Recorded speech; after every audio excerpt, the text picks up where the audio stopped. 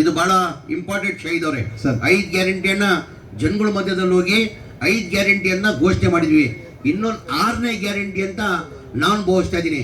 ಅದು ಚುನಾವಣೆ ಟೈಮಲ್ಲಿ ಘೋಷಣೆ ಮಾಡಿರಲಿಲ್ಲ. ನಾವು ಜನಗಳಿಗೆ ಮನೆ ಫ್ರೀ ಕೊಡ್ತೀವಂತ ನಾವು ಘೋಷಣೆ ಮಾಡಿರಲಿಲ್ಲ. ನಮ್ಮ ಹಿಂದಿನ ಸರ್ಕಾರದಲ್ಲೇ ಸಿದ್ದರಾಮಯ್ಯ ಅವರು ಮುಖ್ಯಮಂತ್ರಿ ಇರುವಾಗ 1,80,253 ಮನೆಗಳು ಸ್ಲಮ್ ಬೋರ್ಡಲ್ಲಿ ಸ್ಯಾಂಕ್ಷನ್ ಆಗಿತ್ತು. 13, 14, 15, 16, 17, 18ದಲ್ಲಿ. ಅದಾದ್ಮೇಲೆ ಸಮ್ಮಿಶ್ರ ಸರ್ಕಾರ ಬಂತು, BJP ಸರ್ಕಾರ ಬಂತು. ಒಂದು ಮನೆನೂ ಸ್ಯಾಂಕ್ಷನ್ ಮಾಡಿಲ್ಲ, ಒಂದು ಮನೆನೂ ಕೊಡಕ್ಕೆ ಸಾಧ್ಯ ಆಗಲ್ಲ. ಕಾರಣ ಅಂದ್ರೆ ಒಂದು ಮನೆ ಕಟ್ಟಬೇಕಾದ್ರೆ 7.5 ಲಕ್ಷ ರೂಪಾಯಿ ಆಗ್ತದೆ. ಕೇಂದ್ರ ಸರ್ಕಾರದಿಂದ ಪ್ರಧಾನ ಮಂತ್ರಿ ಆವಾಸ್ ಯೋಜನಾ ಅಂತ ಹೇಳ್ಬಿಟ್ಟು 1.5 ಲಕ್ಷ ಕೊಡ್ತಾರೆ. ಅದಕ್ಕೆ 18% GST ಹಾಕಿ 1,32,000 ವಾಪಸ್ ತಗೊಳ್ತವ್ರೆ. ರಾಜ್ಯ ಸರ್ಕಾರದಿಂದ 1,20,000 ಕೊಡ್ತಾರೆ. ಅವರೇಜ್ ತಗೊಂಡ್ರೆ 3 ಲಕ್ಷ ಆಗ್ತದೆ. 7.5 ಲಕ್ಷದಲ್ಲಿ 3 ಲಕ್ಷ ಹೋದ್ರೆ 4.5 ಲಕ್ಷ ಬೆನಿಫಿಷರಿ ಕಟ್ಟಬೇಕಾಗಿತ್ತು. ಪಾಪ ಬಡವರು ಎಲ್ಲಿಂದ ಕಟ್ಟಕ್ಕೆ ಸಾಧ್ಯ? ಯಾರೋ 5,000 ಕೊಟ್ಟವ್ರೆ, ಯಾರೋ 15,000 ಕೊಟ್ಟವ್ರೆ, ಯಾರೋ 20,000 ಕೊಟ್ಟವ್ರೆ. ಅದ್ಮೇಲೆ ಕೊಡಕ್ಕೆ ಸಾಧ್ಯ ಆಗಿಲ್ಲ. ನಮ್ಮ ಸರ್ಕಾರ ಬಂದಾದ್ಮೇಲೆ, ಮನೆ ಸಿದ್ದರಾಮಯ್ಯ ಅವರು ಮುಖ್ಯಮಂತ್ರಿ ಆದ್ಮೇಲೆ, ಕಾಂಗ್ರೆಸ್ ಸರ್ಕಾರ ಆದ್ಮೇಲೆ ಬಡವರಿದ್ದು ದುಡ್ಡು ಕೊಡಕ್ಕೆ ಸಾಧ್ಯ ಆಗಲ್ಲ. ಜನ ಬೀದಿಯಲ್ಲಿದ್ದಾರೆ. ಸರ್ಕಾರ ವತಿಯಿಂದಾನೆ 4 ಲಕ್ಷ ರೂಪಾಯಿ ಕೊಡ್ಬೇಕಂತ 1,400 ಕೋಟಿ ಕೊಟ್ಟು ಮನೆಗಳು ಕಂಪ್ಲೀಟ್ ಮಾಡಿ ನಾವು 80,000 ಮನೆಗಳು ನಾವು ಆಲ್ರೆಡಿ ಹ್ಯಾಂಡ್ ಓವರ್ ಮಾಡಿದ್ದೀವಿ. ಇದೇ ಜೂನಲ್ಲಿ ಇನ್ನ 36,000 മനെകൾ കൊടുಬೇಕಂತ ನಾವು തീരുമാന ಮಾಡಿದ್ದೀವಿ. കർണാടകയിൽ 5 ഗ്യാരണ്ടിയുടെ കൂടെ ഒരു ഗ്യാരണ്ടിയും കൂടെ ഉണ്ടായിരുന്നു. അത് ഞങ്ങൾ ഇലക്ഷന്റെ സമയത്ത് പ്രഖ്യാപിച്ചിരുന്നില്ല. അതായത് പാവപ്പെട്ട ആൾക്കാർക്ക് വീട് നിർമ്മിച്ചു കൊടുക്കുക.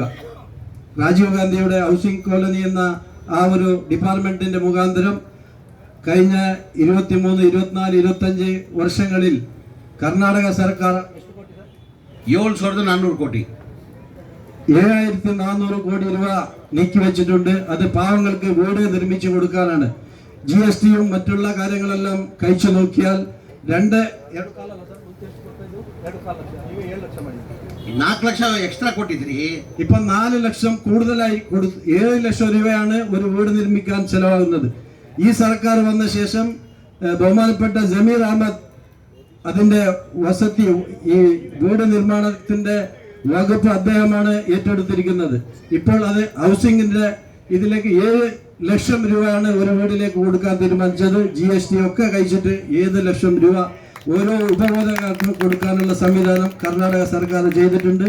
അതിന് സിദ്ധരാമയ്യ 7,400 കോടി രൂപ 7,400 ಕೋಟಿ രൂപ ನೀಕಿ വെച്ചിരിക്കുകയാണ്. ಆಮೇಲೆ ತಾವು ನೋಡಿರ್ಬೋದು, ಕಾಂಗ್ರೆಸ್ ಸರ್ಕಾರ 10 ವರ್ಷದಿಂದ ಇವತ್ತೇನು LDF ಸರ್ಕಾರ ಇದೆ 10 ವರ್ಷದಿಂದ ಅವ್ರಿಗೂ ಮತ್ತೆ ಕಾಂಗ್ರೆಸ್ಗೆ ಎಷ್ಟು ವ್ಯತ್ಯಾಸ ಇದೆ ಅಂತ ತಮಗೆಲ್ಲ ಗೊತ್ತೇ ಇರ್ಬೋದು. ಕಾಂಗ್ರೆಸ್ ಸರ್ಕಾರ UDF ಸರ್ಕಾರ ಹಿಂದಿನ ಬಹಳಷ್ಟು ಸರಿ UDF ಸರ್ಕಾರ ಇತ್ತು. ಈಗ LDF ಸರ್ಕಾರ 10 ವರ್ಷ ಇದೆ. 10 ವರ್ಷ ಮುಂಚೆ ನಾವು UDF ಸರ್ಕಾರದಲ್ಲೂ ವ್ಯತ್ಯಾಸ ಏನಿತ್ತು, ಈ ಸರ್ಕಾರದಲ್ಲಿ ಏನು ವ್ಯತ್ಯಾಸ ಇದೆ ತಮಗೆಲ್ಲ ಗೊತ್ತೇ ಇದೆ. ಇಡೀ ದೇಶದಲ್ಲಿ ನಾನು ಹೇಳೋದು, ಇಡೀ ದೇಶದಲ್ಲಿ ನೀವು ಯಾವಾಗ ಚುನಾವಣೆ ಬರ್ತದೆ ಜನಗಳ ಮಧ್ಯೆ ಹೋದ್ರೆ ಕಾಂಗ್ರೆಸ್ ಪಕ್ಷದ ಇತಿಹಾಸ ತೆಗಿರಿ. ಈಗ ನನ್ನ ಅನಿಸಿಕೆ ಕೇರಳದಲ್ಲಿ ಬಾಡಿ ಅಥವಾ ಬುದ್ಧಿವಂತರು ಇದ್ದೀರಾ. ಇಲ್ಲಿ ಮತದಾರರು ಬೇರೆ ರಾಜ್ಯಕ್ಕೆ ಕಂಪೇರ್ ಮಾಡಿದ್ರೆ ಇಲ್ಲಿ ಬಹಳ ಬುದ್ಧಿವಂತರು ಮತದಾರರು ಕೇರಳದಲ್ಲಿ. ಈಗ ಬೇರೆ ನಮ್ಮ ಕಾಂಗ್ರೆಸ್ ಪಕ್ಷದ ಇತಿಹಾಸ ತೆಗಿರಿ. ಯಾವಾಗ ಚುನಾವಣೆ ಬರ್ತದೆ ಕಾಂಗ್ರೆಸ್ ಪಕ್ಷದಲ್ಲಿ ಮತ್ತೆ ಜನಗಳು ಮಧ್ಯದಲ್ಲಿ ಹೋದ್ರೆ ನಾವು ನಮ್ಮ ಸಾಧನೆಯನ್ನ ತೋರಿಸಿ ನಾವು ಮತ ಕೇಳ್ತೀವಿ.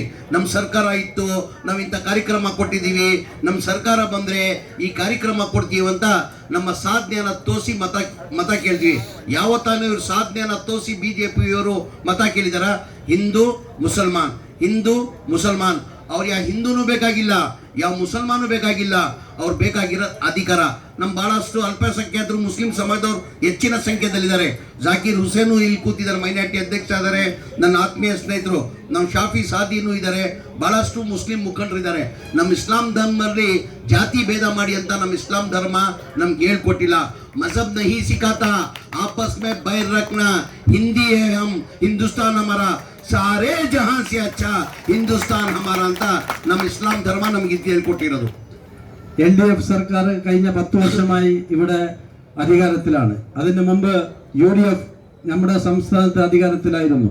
അന്ന് UDF ചെയ്ത കാര്യങ്ങൾ എന്തൊക്കെയാണെന്ന് നിങ്ങൾക്കൊക്കെ മനസ്സിലാക്കിയ ആൾക്കാരാണ്. കഴിഞ്ഞ 10 വർഷം കൊണ്ട് LDF ഭരണത്തിൽ ഉണ്ടായ ദുർഭരണങ്ങൾ നമുക്കെല്ലാം അറിയാം. ഇനി അതുപോലെ തന്നെ അടുത്ത് വരുന്ന UDF സർക്കാർ നല്ല ഭരണം കാഴ്ചവെക്കുന്നതിൽ യാതൊരു സംശയവുമില്ല എന്ന് ഞാൻ നിങ്ങൾക്ക് ഉറപ്പു തരുകയാണ്. അതുപോലെ